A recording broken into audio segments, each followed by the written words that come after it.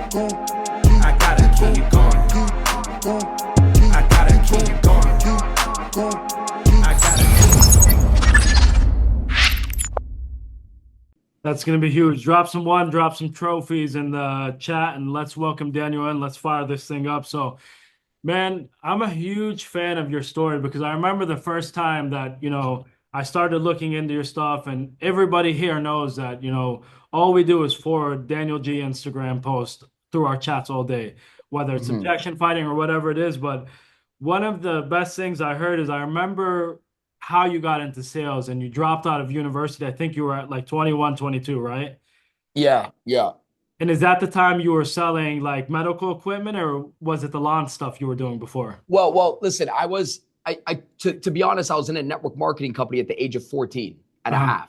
So like actually like not selling like whatever I can get my hands on. At 14 and a half, I started with a company under my brother's social insurance number. And I was just taught the way money worked at a very young age and freedom because I was always thought that like money equals freedom. And then I realized I had a slap in the face. Listen, I didn't come from money. My dad was a great salesperson. I think there's a lot of great salespeople, but they're not financially free. And at 14 and a half, I took my first direct sales job and I made my first sales check, $800, knocking on doors. By the way, I didn't know there was an opportunity to build out people at the age of 14 and a half. I was just solely focused on commissions, right? And at 15, I never really say this story, but at 15 and a half, the next summer, I go back to my manager. My manager's name at the time, his name was Yusuf. He comes back to me. He's like, yo, do you make money Monday, Tuesday, Wednesday? I'm like, no, bro, I'm in school. He's like, well, that's stupid. And I'm like, well, what do you mean?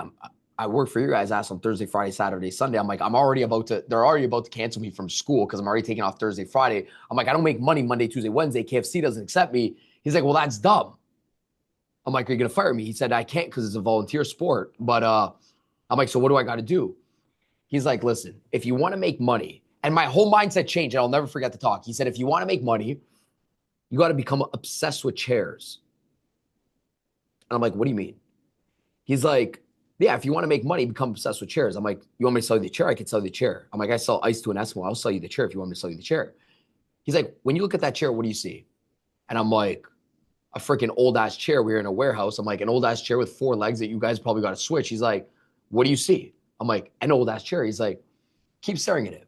What do you see? And he's trying to hint me. I'm like, dude, I don't know what you're talking about. He's like, when I look at the chair, I see an $X million earner sitting on that chair. He's like, the reason why you don't make money Monday, Tuesday, and Wednesday, and you'll still be a slave to society, even though you're a great salesman like your father, and now he's hitting the buttons.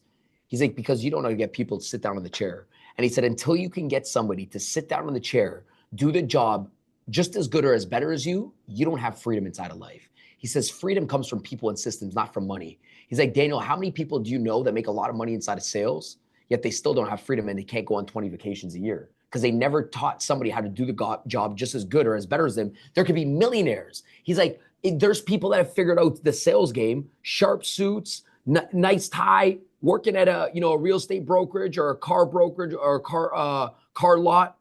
They're the best closers, but they don't have freedom. But they're great at sales. But they're in this transactional mindset. He said, until you can get somebody to show up to a chair, sit down and listen to you and duplicate the job, you'll never have freedom in life. My mindset shift at 15. I'm like, what the heck do I got to do? He's like, dude, I made $14,000 off you knocking on doors this year. I said, what? He said, yeah, I made $14,000 when you were knocking on doors. I'm like, bro, tell me how. And that's where my mindset started going from commissions, and it's shifted to people. Yeah. And people might be on this call right now and they're still thinking about commissions. And it's like, I'm only on this call because Ronnie thinking about people. Like, and that's how we connected. It's like people over commissions. And when you know that, that's when you start building the business, because you don't see a dollar sign anymore. You see another person, right? And I started growing my network marketing business at the age of 15 to like 18, got in university, then just dropped out and went back to sales. Yeah, and I could attest to that, man. So obviously your name is huge in the sales industry, and I could honestly, without a doubt in my mind, say that you're one of the most humble people that I've came across, and everything you are saying is true. It's about helping people. So why would you say learning to sell is a skill set that can change your life just like it's changed yours and it's changed most of us in here? Well, listen, the hardest thing in the world, and I want people to understand this, that sales, you're trying to get somebody to do something different. Everybody wants a different result, but nobody wants to do something different. They don't want a different habit. They don't want a different action. They don't want a different plan. They don't want a different mindset. That's where the hard part comes in. So like people want different. They don't want to do different. Like they'll want better health. They don't want to do nothing. They don't want to wake up at 5 and go to the gym or something like that. They don't want to do different things. So a salesperson has to understand, okay, people want different. That's the reason why they book a meeting. That's the reason why they jump on a call, but they don't want to change anything. And that's the interrupt. And I say, the first thing I think before learning how to sell is understanding how people buy. Because when you understand how people buy, sales is easy. The problem is that we're taught in reverse. So we're taught to go train on an objection or how to go prospect with the right words. And still, if the salesperson doesn't understand how people buy, sales becomes difficult. So I studied people before I studied sales. Because if I can understand how somebody makes a decision and what frames they are in to make a decision, sales is the easiest thing in the world, right? Like, I don't believe that you need to know the word tracks. I believe that I need to know where your customer stands because it becomes a dance. And when you lead the dance, sales is simple. Like, I just want to freaking lead the dance inside of sales. So I understand and we can talk about it today, but a customer always has some certain dance that they're playing with you. And the best salespeople, especially in your profession, they're not so much of like, they know the best words. They just understand people really well. And when they understand people really well, they lead the dance like it's a beautiful salsa dance and the guy's just leading the dance.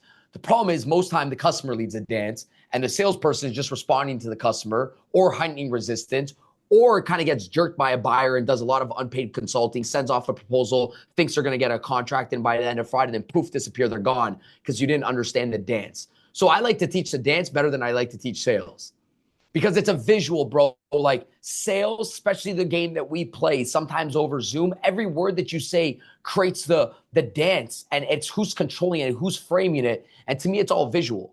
Like, for example, I was doing a podcast with an individual. You guys might know him, Andy Elliott, and we were doing a podcast last week and we were sitting down. And I said, most people don't understand this dance, so sales becomes difficult. So when I was sitting down, I was doing a visual on this podcast that we were doing. We were doing a show down So we were doing a show down in Arizona, and I said, listen, there's people on this call that have teed up deals for a Friday. Maybe they got some pipeline set up for Friday. And maybe you got to jump on a call. You got to do a follow-up call, with a buyer on Friday, sign the contract, whatever the case is, right? And some people get ghosted. Some people that don't show up to calls. We have people that don't show up to our opportunity meetings, etc. It's never about the words not to get ghosted or like what to say when you get ghosted. It's why did you get ghosted is always the first thing, right? And I said, if a buyer feels like they're going into a four-walled room and it's a trap, they'll ghost you. Because this is the dance now. Watch, because this is a salesperson. I know somebody said, teach me the dance. Can I go into this for 2 seconds, Ronnie, and you can ask me the next question? Yeah. Because I can't stop. I can't stop this halfway. It's innate, bro. I got to train on it right now. So listen. So if I'm a buyer and I know I got to jump in a room or a Zoom call with somebody and I got to buy something, do something, or sell something, I don't come on the call because it's a four-walled room with one invite to the call and no exit to the call. So my dance when I'm talking to prospects is I make sure that I never lead a prospect into a situation where they feel that they can't leave.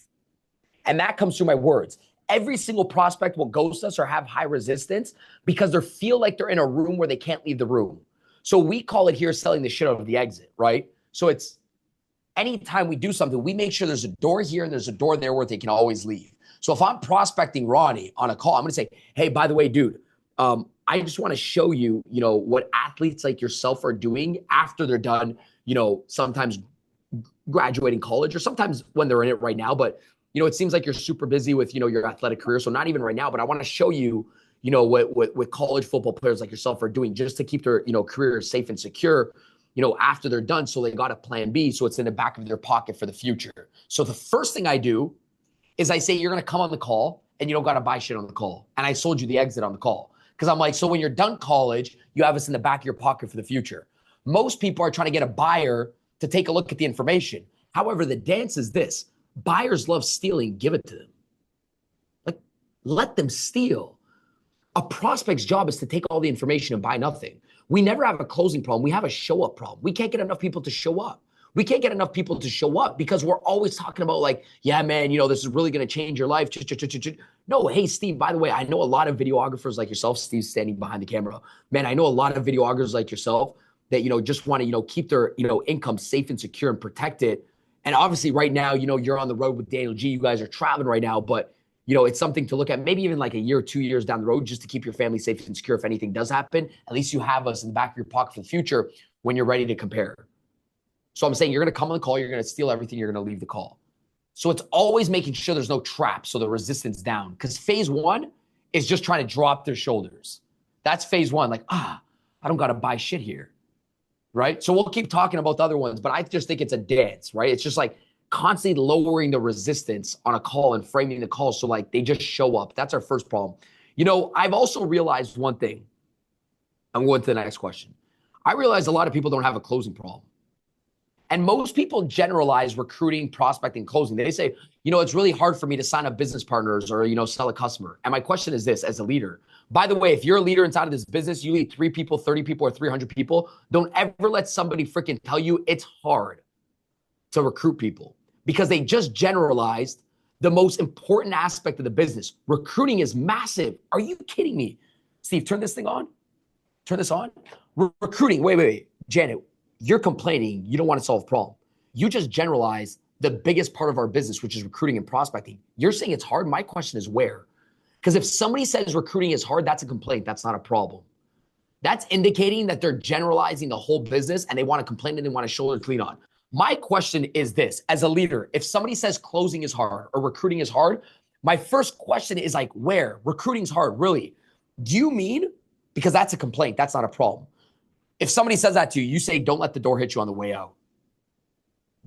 You can never bring a complaint to your leader. You got to bring a specific problem.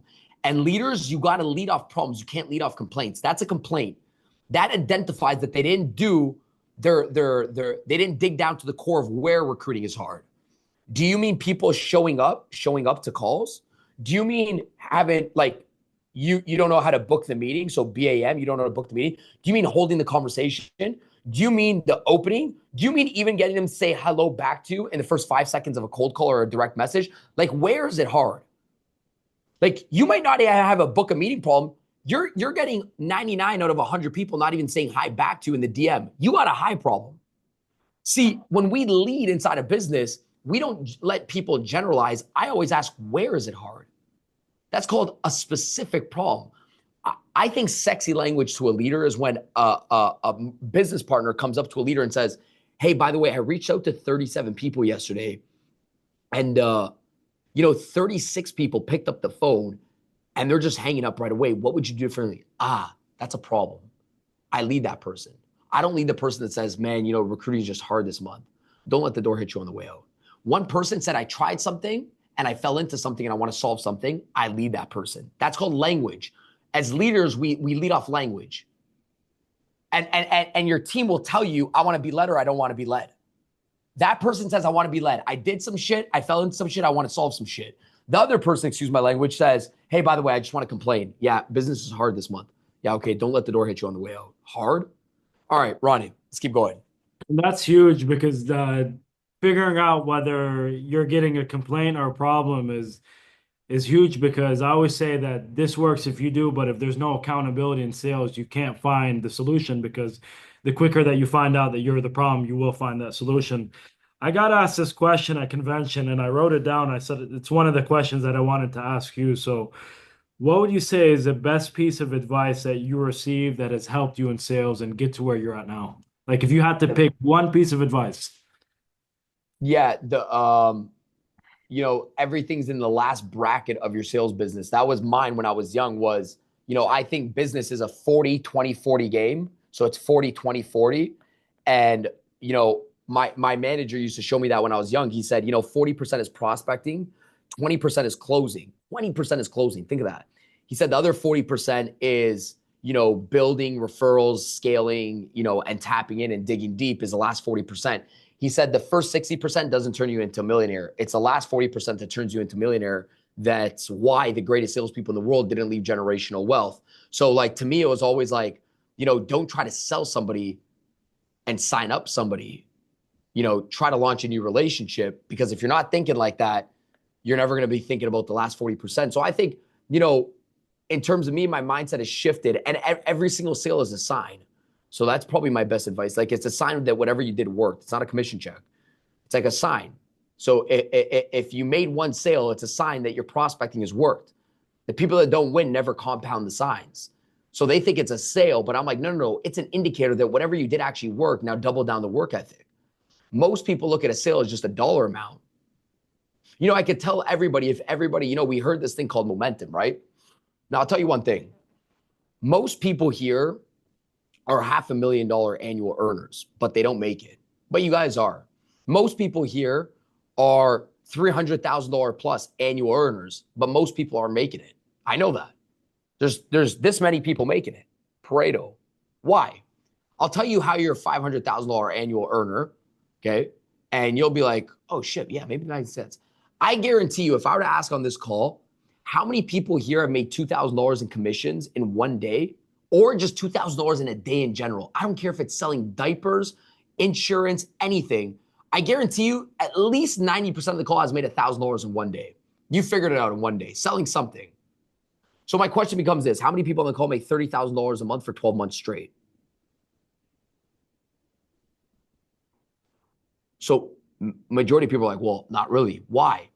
Well, you've already done it once. So something outsold you on the fact that that was an anomaly. That was rare. That shouldn't be common. So you didn't go repeat it the next day.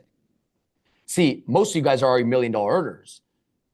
You've already done it once. Why didn't you repeat it for 30 days straight? Some of you guys had a $3,000 day, and your goal is still $50,000 at the end of the month. That's stupid. I'm gonna tell you guys something right now. I'm gonna give it to you guys. Whatever you've been taught as goal setting, I never want you to lower your potential. Let your mentor set whatever goal you want for you, whatever. But in your head, if you had a $2,000 day, and somebody in my sales for Nathan had a $2,000 day, I'm not gonna tell Nathan, hey bro, your goal is still 20,000. I'm saying, hey Nathan, bro, you're capable of 60 because you've already figured out 2,000. That's a sign that that's your best day. Repeat it by 30, nothing less. You take your human potential of what you've done and you repeat it by 30 and nothing less. That's it. That's your goal. You've already figured it out once. Why don't we just go repeat it by 30? But because you didn't feel like you're a $60,000 monthly earner, you took the money, you go spend it, and you're like, oh, that's a rare day. So the moment you feel like you're worth a $60,000 a month, you would take the money and be like, all right, let's go repeat it another 30 days. Most people don't feel like they're worth it, so they don't repeat it. Right? So I feel like everybody here is already successful. You don't even got to believe in yourself. Wait, I'm going to say something else. I go to conventions every single weekend. I do 2 events almost every single week, different industries, different companies.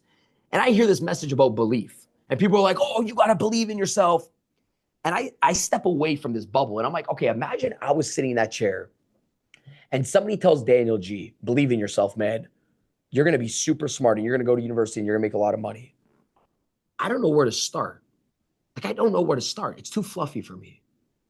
I don't know. Believe in yourself. Dude, I don't get how to do this shit. How do I believe in myself? My whole life, I was a failure. I was ESL, ADD, ADHD. So I usually tell people at events, I say, you guys don't got to believe in yourself. You already won. You figure out the day that you won and you hold on to that sign. Forget belief. You already had a $500 a day. You're already a $15,000 monthly earner. What are you talking about believing in yourself? You don't got to believe in yourself. You already done it. Somebody sold you out that shouldn't be common, but you've already won. You don't got to believe in yourself. The logic and the fact is already there. You got to think of who sold you out of it because you already won. You won. Most of you guys, there's some people here, I'm talking $1 million earners that have made $3,000 in one day. And you're still thinking, oh, I got to believe in myself. Dude, you've already done it. Think about why you're not repeating it every single day for 30 days straight. All right. And that's huge. And honestly, that's one of my favorite things about sales, because when I came into the industry, I didn't have any sales experience, but all it takes in sales is consistency. And that's how you win at the end of the day, is by doing it over and over. And when I realized that all I have to do is to compete with the 90% that are complacent, that have one good month and then fall off for 2 or 3 months, is be consistent. That changed the game for me. And I always hear you talking about that 6 a.m. to 10 p.m. grind. And I remember hearing you mention something like, if I wasn't working 90 to 120 hours a week, I almost felt like I was disrespecting my parents. So let's Right. touch on that. Let's hit on that for a second. Well, I think, as a stroke of confidence for everybody, like, um, in this business, in your guys' business, I believe there's fake full-timers, real part-timers, and real full-timers. That's the way I see the business. I think there's fake full-timers, real part-timers, and real full-timers. So there's three types of people. And the real part-timer will always be the fake full-timer. So if you don't got time on your belt and you're like, man, shit, I can only work this business 3 hours a day, good. This is why this business was created. It was created for real part-timers, not fake full-timers. When you're a real part-timer, you got to earn the real full-timer position. What that means is this: real part-timers are completely 80% productive, 20% busy. Fake full-timers are 80% busy, 20% productive. When I look at somebody and they say, Daniel G, I got 2 hours every single day. I can only work the business 5 hours a day, but all those 2 hours, I'm building and I'm talking to people for an hour and 45 minutes. Like, even when I'm on a Zoom call, I'm fucking recruiting, I'm going crazy. Okay, that's a real full-timer. That person's scary. That person is going to beat the fake full-timers, guaranteed. You see, there's so many fake full-timers that spend their time 80% of their day not belly to belly with people, either building people, talking to people, or recruiting people. Everything outside of that is called busyness inside of the business. You could just mark if you're a fake full-timer inside of the business. Is 80% of your time belly to belly with new people that just joined or new potential people that could join? If 80% of your time is not focused on that, you're still a fake full-timer. You still got the hours. You still work 12 hours a day. Oh, boy, I'm putting you in the grind, 7 a.m. to 10 a.m., 10 p.m., whatever, cool. But if you're not building and growing and scaling somebody, or you're not bringing in somebody new, you're still a fake full-timer, guaranteed. And the real part-timers, eventually, you will earn the real full-timer position by just staying belly to belly with new people every single day and not ass to ass, pretending you're productive, but you're really organizing data or whatever the case is. Yeah, I mean, work ethic just came from, you dissect the word work and ethics. Ethics is, physical output is work, and ethics is what you stand for. So I came from an immigrant family. So when I looked at, my parents, I'm just like, well, shit. If we know what we know today and we did what they did back then, we would be insane. The problem is people know what they know today and they don't do what they did back then. See, if we all worked like our ancestors, knowing what we know today, we'd smoke it. So I always say, and now here's the formula. Knowing what I know today, but being in my business for 5 years and working like I did and doing what I did, knowing what I know, that person's a beast. Most people know what they know and they do half of what they did and then they just plateau because now they can get the same amount of results in half the amount of time. There's a good interview with Kobe Bryant and Patrick. And, rest in peace, Kobe, to the legend. He has this interview and he says, they said, Kobe, why do you wake up, man, at 4 a.m. every morning? And he's like, well, I get one extra in. They're like, well, what do you mean? He said, yeah. So in high school, I used to go around my locker room and I used to ask, what time you guys wake up? Oh, nice. How many times you guys work out a day? Everybody worked out 2 times a day. And then he'd go to I think he skipped college, right? Then he went to the league. And he went around, his change room. He said, how many workouts? He said, everybody's doing 2 workouts a day, waking up at 7 a.m. He's like, I'd wake up starting in high school, 4 a.m., get in a workout probably by 5, 6, eat breakfast by 8, 9, back in the gym by 11, 12. People are on their first workout, take some rest, boom, back in the gym by like 5 p.m. He's like, I'm on 3 workouts. They got 2 in a day. He's like, I was doing that since high school. You compound that, because by the way, work ethic is compounded, not just money. He said, you compound that, now you're into the league. Now I'm Kobe Bryant. Now I'm with a cool guy, Kobe Bryant. Think of this. He's like, now I know what I know. I'm Kobe Bryant with all the skills, doing what I still did. So when you compound work ethic and skills, like think of that. And you are who you are. Now you're a legend, Kobe Bryant. Now you're a legend inside of the company. Sean, you're a legend. And you still did what you did. He said that people would come up to me and they would say, man, how many workouts you do a day? He says, I do 3. And he said, they would try to catch up. But at that point, it was exponential. You can't catch up to me. I was compounded me getting better with doing the same thing every single day. They're going to try to do 3 workouts a day, but I've been compounding it for 10 years. You don't catch up to that person. Work ethic and skills is compounded just like money is compounded. And when you do that one extra thing every single day, shit, it doesn't matter for 2 years. But wait for 5, wait for 10. That's called exponential growth inside a business. That's called exponential growth. Exponential growth comes from 4 factors inside a business. I'll show it to you guys fast and we can move on, okay? Factor number 1, I'm gonna show you how exponential growth happens. Factor number 1 is we suck, we work our numbers, right? Factor number 2 is we get on our calls every single week, our skill goes up. Factor number 3, once our skill goes up, our compound goes up. Sorry, our momentum goes out. Once our momentum goes up, which by the way, things feel like we're stress-free, things are good, the check picks up, we can run calls alone. That's momentum. Hey, a $10,000 monthly check starts to come in. That's momentum. Now you could do less and still get the same input. Stage number 4, which most people don't hit inside a business, is when you compound stage 1 to 3. Oh shit, I'm in momentum. Let me double down the work ethic.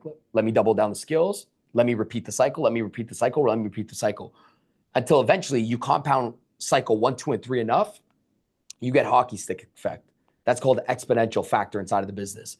That's where people can't catch up to it anymore.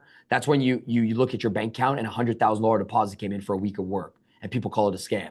Yeah, you're in exponential mode now. Now it's hard for people to catch up. That's a Kobe Bryant mode.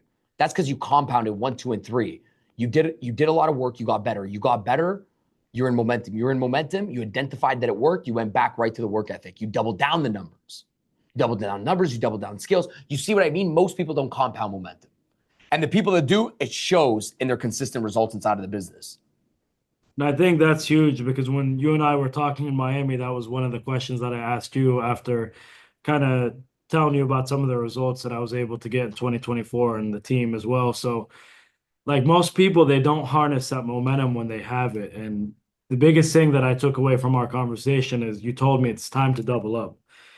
Now, you and I both discussed some of the goals for this year. So as an agency as a whole, we're looking to go to 20 million a month.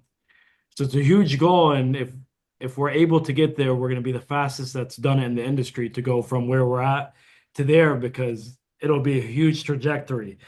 And the biggest thing that I learned from you is when you're growing and scaling your business is to keep it simple and use that learn, apply, and teach method. So let's hit on that and how you're able to keep the business so simple.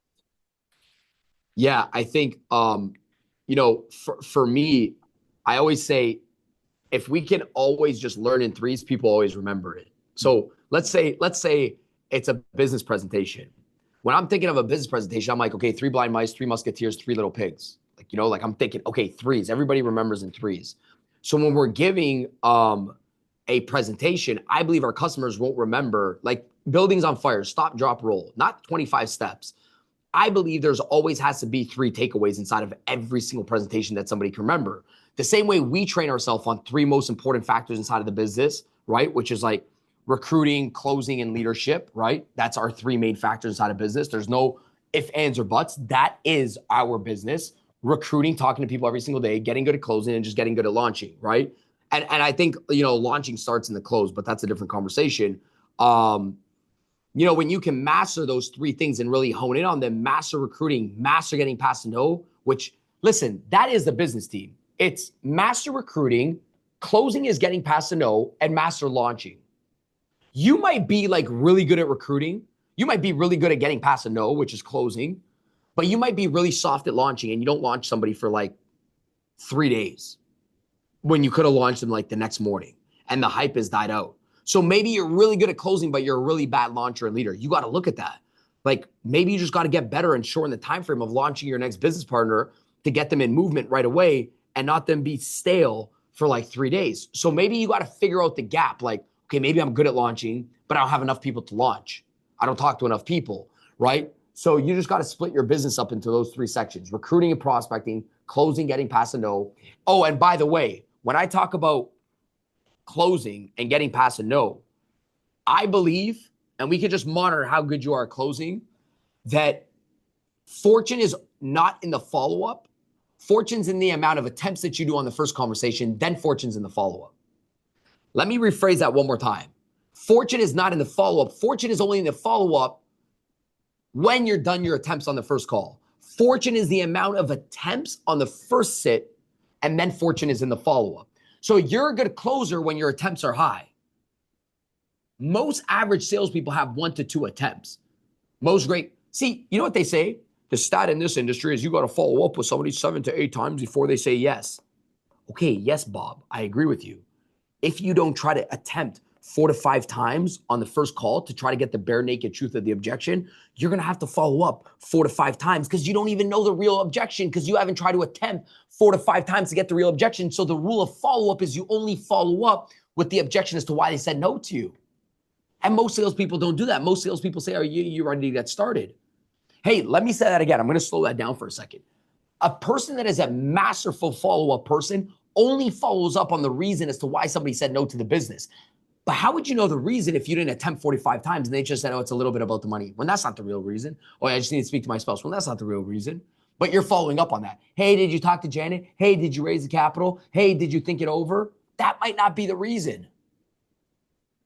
It might be something deeper than that, but you haven't. See, the amount of attempts gets you to the real reason. And if you can't close it on that call, then it allows you to follow up with the real reason, the true and tried truth as to why people don't buy. Fortune is the amount of attempts. And if you don't close on the first call, then fortune's in the follow-up. So you monitor your productivity as a closer, guys, by how many attempts you've done on one call. That's it. And that's huge because that was something you and I were talking about. And that's one of my list of things that I'm trying to attack this year. And everybody sees where you're at now. If you guys are taking a bunch of notes, drop some ones in the chat for Daniel. He's lighting it up this call. He's giving his absolute all. So everybody sees where you're at now. And you and I were discussing this, I think like 2 weeks ago. Is like when you first started, you were going around to speak at small events for almost little to nothing, having your camera guy follow you because I was asking you, how do I build up such a marketable brand on social media? And you were giving me what it takes. So one of the questions that I want to end it with is, what are some of the things that you key in on while building that marketable brand on social media? I think the best thing is that what we talked about was, building your offline presence and showing it online. Yeah. So, one thing we talked about was like, whether I have a customer, whether it's a customer or whether it's a business partner, just like you guys do, is be in front of a lot more people in person because the online game trusts you a lot more, number one. Number two, people are forgetting about this, but the online game is entertainment and education. And that's like a hard pill for somebody to swallow. But if you're a great sales rep knows how to set the hook. And I think somebody on a good brand knows how to set a hook, and that's hard for my sales guys to understand. I'm like, guys, I don't want to listen to it. And they're like, what do you mean? I'm like, it's boring. You haven't caught my attention. I'm like, why do you think? I said, listen, guys, do you think the way I show up on social media is just because like, oh, he's a crazy animal? I said, I know what I'm fucking doing. I know I got to turn up the volume a little bit. Why? Because it's a hook. I know the things that I got to say. You think I'm just dumb and I'm just yelling just to yell? You think I'm stupid? I said, listen, dude, I've been in sales since I was 14. I'm not stupid. I can whisper sales very quietly. And I know a lot of great sales trainers, but nobody knows them.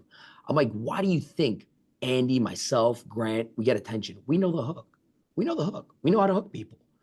We know the entertainment, it's education. Some people don't get that game.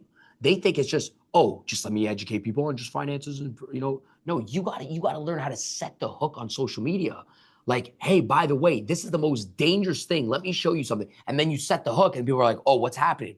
The hook is not just with your words, it's with the scenes, it's your environment, and it's who you're with. That's the hook. So like, I can make a video right here. Hey, my name's Daniel G. Let me show you 3 ways to protect yourself, from whatever. But then I can be like, maybe the hook was good, but the scene was boring. But now it'd be different if Steve follows me to the camera into the elevator and then I jump on my car. Now I got a scene. The movie starts coming, the entertainment starts coming, there's a hook. Hey, let me show you 3 ways where people are screwing up. Steve, bring the camera. Now it cuts, now I'm in the elevator. Now it cuts, then I'm inside of the car. Oh, you got this hook, now it's the movie starts to happen. You see what I mean? Like most people are just one-dimensional. They got the same video repeated by 30 days. I'm like, they don't get social media yet, right? So to me, it's always like words, hook, scene, just like a cold call. Like, I was teaching somebody last week how to set hooks on cold calls. And I said, they're like, well, how would I set the hook? I'm like, imagine you were calling a dental practice and Sarah, I don't know, Sarah picks up. And Sarah's the admin assistant or executive assistant. Her job is to do one thing. Don't put calls through, right? Good. Well, it's because you don't know how to hook it. But if you say, Sarah, yes, who am I speaking with? This is Daniel G. Sarah, listen, I'm sitting down right now at my desk. I'm with my executive assistant. And she just put some papers in front of me for some dental practices. And you guys just so happen to be on this paper right now. Who's in charge right now of, I don't know if you heard what happened inside of the news, but a lot of practices inside of the Kentucky area, getting shut down because not the right financial, paper set up in place. Is that yourself or is that your area of expertise or somebody else inside of the organization? Just want to better understand because I needed to get this off my plate by like yesterday. So I got a hook and I got urgency. Well, by the way, that's not Sarah's job. Sarah's passing you through because Sarah's job is to do one thing. Don't put calls through, but also, wait, it's two things, but also not make decisions that can financially interrupt the company. I don't make financial decisions. So I'm the admin assistant. Boom, I'm getting through, right? So I think even on a cold call, when the decision maker picks up, I'm doing a hook. Hey, by the way, I don't know if you heard what happened in the news with XYZ. Are you familiar what happened? No, why? Oh, okay. Well, I had to get you guys off my plate by yesterday. My job was just to, get in contact with a lot of, homeowners that are experiencing XYZ that could experience it. There's no way I'd be even able to even get on a phone call with you today. No, there's no way. What are you doing tomorrow, 2 p.m. Eastern, just so I can run you through the information so you guys, know exactly what people are doing on 123 Dundurn Street just to keep the family safe and secure over the next year. I'm talking about policies, this, that. What I'm saying is like, hey, I got a hook. I'm going to pique curiosity and I'm going to book the meeting. That's it. And guys, I just free cuff that. Okay. By the way, I'm free cuffing right now. Same way I set hooks with gatekeepers, same way I set hooks with a homeowner, same way I set hooks with a business opportunity person is the same way I'm going to set hooks on social media.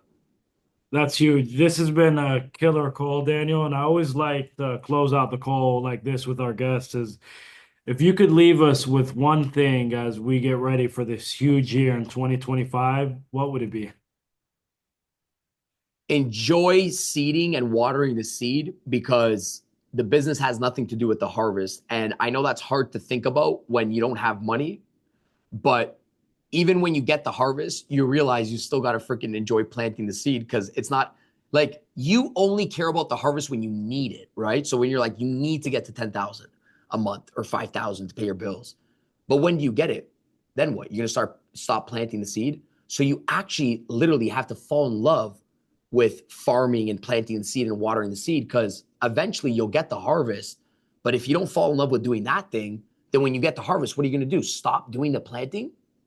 So I say like, you got to be in love with it. Like actually the process of like creating and growing out of nothing, out of thin air. Like that's the shit that turns me on. Like that I could sit down at a hookah bar, see Ronnie to the left, and then I'm on a call with you guys and then be in your office and like a month down the road, you guys don't understand that you work in a tree business, like literally and physically. Wow. Like literally and physically, meaning like every single person that you talk to, it ends up somewhere. You guys know one thing. Every single person that you say hi to, it ends up somewhere inside of life. And sometimes I'll do stages and there'll be like 25,000 people, 15,000 people. And I have no right to be on that stage. No right. I'm like, what the heck am I doing here? It's not even my company. What am I doing? I'm the kid from Mississauga I was door knocking. Why am I teaching these people? And then I think about how because I think about like the relationship capital that got me there. Because it's not even just social media. Oh, like one day I was doing this stage in Budapest, like 12,000 people in Budapest, right? It's not even in America. You're in Budapest. I'm doing these events in different countries. I'm like, what am I doing here? Like sometimes you just stop and think to yourself, like, how the did I get here? Doing 100 events in Europe, South America, Middle East, been everywhere. And I'm thinking, I'm like, oh, because in 2018, I said yes to training Giorgio's team that was 5 people. And then I said yes to a retreat when his team was 25 people. And then one of his leaders reached out to me and they had a thing of 500 people. And then, and it ended up here because I said yes to Giorgio when there was 3 people in 2018. When my financial manager said, you're stupid, why are you going to Italy? I said, I'm just going to do it. I don't know where it leads to. See, it doesn't always have to make financial sense and it's not always transactional, but it's just the freaking tree. You know what I mean? So just fall in love with planting those seeds. That's all we got to do is just plant the seeds. Amazing, man. Well, I appreciate you getting on with us for today's call. Appreciate everything that you do in the industry, and we'll catch you soon in Miami, brother. Hey, appreciate you guys. Thank you guys. Let's smash the freaking year and I'll see you guys soon. Okay. Sir. Thank you guys.